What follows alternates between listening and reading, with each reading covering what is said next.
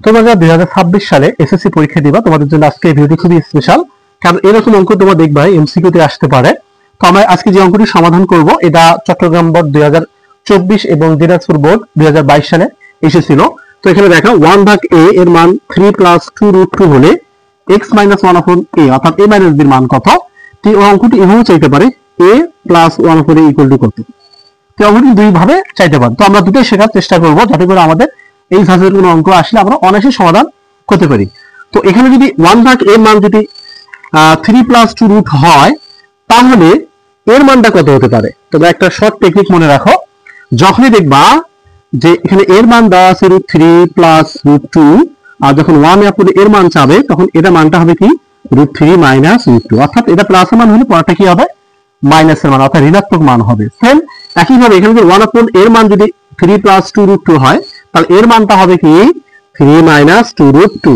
এই শর্ট টেকনিকটা তোমরা অবশ্যই মনে রাখবা। অঙ্ক কিন্তু অনেক আসতে পারে, কারণ দেখো বিভিন্ন বোর্ডে কিন্তু এরকম অঙ্ক একাধিকবার এসেছিল। এখন আমরা লিখতে পারি যেহেতু এখানে মাইনাস আছে আমরা এখানে লিখতে পারি a - 1/a। এখন মান বসাবো, এর মান কি 3 - 2√2। এরপর এখানে মাইনাস যদি দেই তখন আমাদের এই প্লাস চিহ্নটা পরিবর্তন হয়ে তখন হবে কি 3 - 2√2। এখন আমরা কাটাকাটি করি, ওকে, তাহলে প্লাস মাইনাস 3 ক্যান্সেল, তাহলে এখানে হবে -4√2। তো এটি হচ্ছে আমাদের অ্যান্সার। আর যদি প্লাস এর মান চাই তাহলে তোমাদের যে কাজটা করতে হবে এখানে a প্লাস দিয়ে দিবা, যেহেতু এর মান কি আছে এর মান আছে 3 -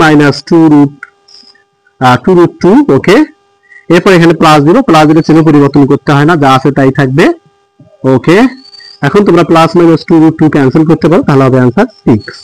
তো এর মান হবে 6 আর এর মান কি হবে -4√2। তো আশা করি বুঝতে পারছো। যদি ভিডিওটি ভালো লাগে অবশ্যই তোমরা ফলো করে রাখো আর অবশ্যই তোমরা সাবস্ক্রাইব করে ভুলবা না। সবাইকে ধন্যবাদ।